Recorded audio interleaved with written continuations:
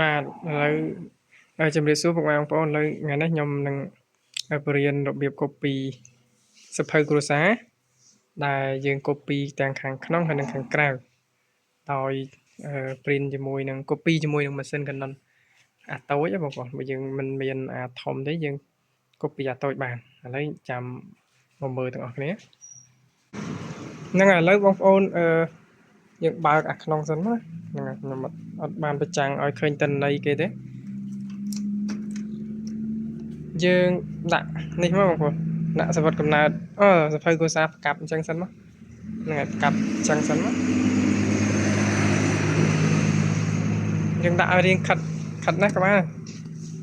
ដាក់ដូរពីខាងរូបចេះបងប្អូនរូបខាងនេះមកនៅខាងនេះវិញដើម្បីកុំឲ្យវាដាច់អញ្ចឹងបងប្អូនយើងមានតែម៉ាស៊ីនតូចក៏យើងអាច copy បានដែរហ្នឹងហើយអញ្ចឹងយើងបិទវាមកបងប្អូនចង់ឲ្យយើងយកពាក្យ copy មក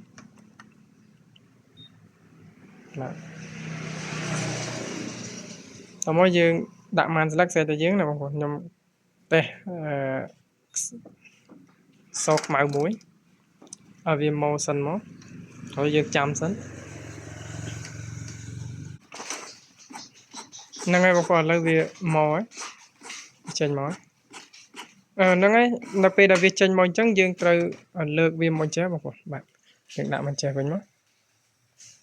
អញ្ចឹងវិញបងប្អូនបាទតបមកយើងមកផ្ងាសភៅគ្រួសារវិញយើងគាត់តែផ្ងាខាងចេះមកហ្នឹងហើយផ្ងាមកខាងនេះវិញមកបាទហើយយើងផ្កាប់វាវិញមកចុចទៀតមក copy មកវានឹងធ្លាក់មកបាទហើយបងប្អូនស្អាតហើយស្អាតហើយយើងបាច់ទៅដាក់ម៉ាស៊ីនធំអីសោះស្មើចាស់គាត់ថាវាដាច់តិចខាងនេះយើងអាចជាសេរី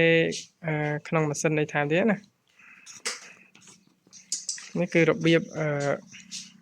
copy សភៅគ្រួសារបងប្អូនជាមួយនឹងម៉ាស៊ីន Canon តូចយើងអាច copy បានហើយតែយើងអត់ទាន់មានលុយទិញអាធំទេយើង copy អាតូចសិនដូចខ្ញុំអញ្ចឹងណា